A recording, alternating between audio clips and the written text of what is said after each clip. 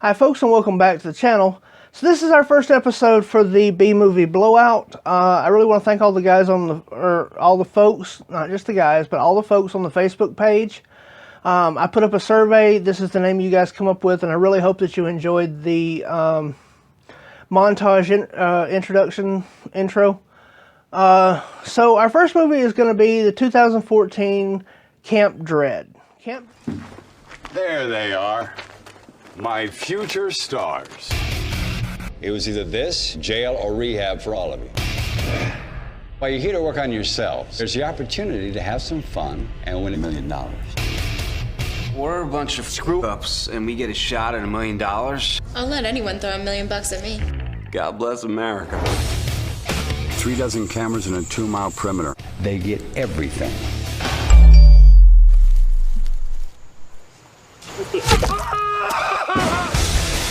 The fun begins.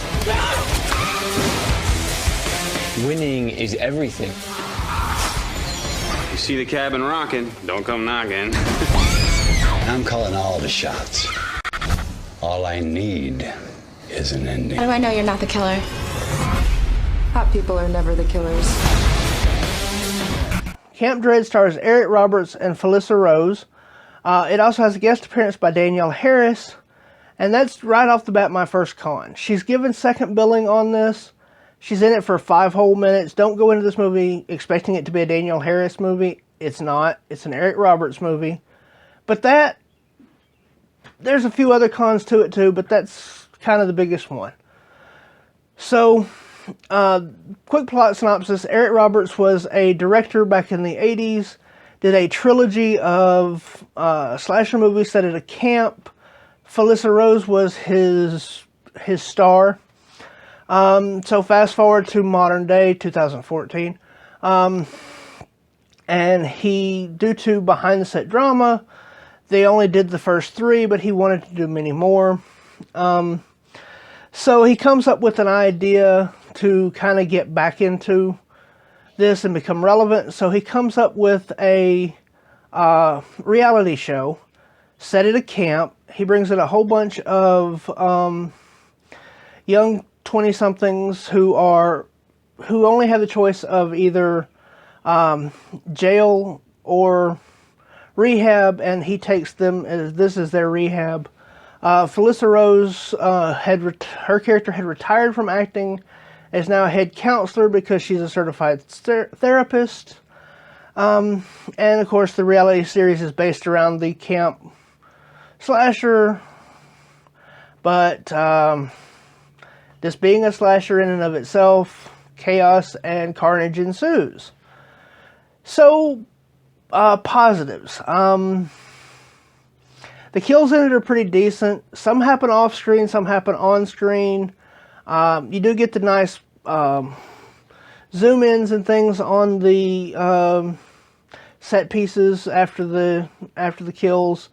Eric Roberts is a good actor, always has been. Felissia Rose is a very good actress. Most of the kids are slasher movie actors and actresses. Some a little better than others, but for the most part, nobody in it is glaringly horrible. I did mention one con that Danielle Harris is given second billing and is only in the movie for 5 minutes. She plays the local sheriff. Behind the scenes stuff that has gone on during this time since he made his trilogy versus this movie, or versus the reality series. So the town loves him and hates him. The kids are, ne'er-do-wells. There's a twist to the ending of it that I kind of saw coming, but I don't hate it. Just because I could see it coming doesn't mean that everybody else would. And once the initial twist, there's actually kind of a twist and a half to it. Once the initial twist is revealed, you for sure will see the second one coming. The second one involving Danielle Harris and her brother. In the movie, her brother. being the deputy. You'll see that coming as soon as the first twist is revealed. But, you know, yeah, that was kind of lazy, but you can't really fault them. It does fit the story. So, not a whole lot of nudity in it. So it's not, you know, there's a lot of teasing, but not a lot of actual nudity. I think there might be 2 topless shots and a whole bunch of bathing suit shots. So it's not super over the top gory. It's not super over the top on that.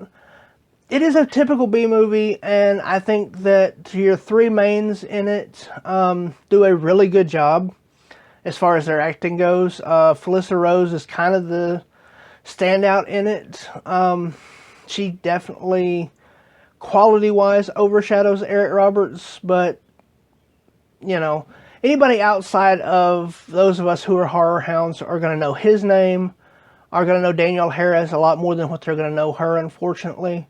But I really think that she shines in this one. And if you like camp slashers, if you're cool with it kind of is a throwback to the 90s, throwing back to the 80s. Maybe even the early 2000s. But it is definitely set in a post-Scream world where things like that are referenced, and everybody's kind of figures out that they're in this situation, but it takes a long time for them to figure it out, because that's the twist of the reality series, is that people will randomly disappear because they've been killed. So, you know, there's references to the Scream rules of a horror movie and how to survive kind of thing.